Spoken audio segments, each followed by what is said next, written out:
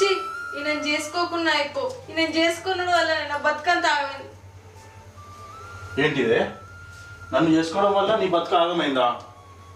మన ఇంట్లో చిల్లి గవ్వాలేవా అంటే ఆమెనే కదానే మనకు సహాయం చేసింది. మీ అన్నలకు కూడా ఫోన్ చేసినావు కదానే, ఎవడన్నా ₹1 సహాయం చేసిండా? పైసలు లేకుంటే ఆడదాని దగ్గర అడుక్కునుడు ఎందుకు? నేను అడుక్కుంటా ఏమైనా చేసుకుంటా, నీకెందుకే?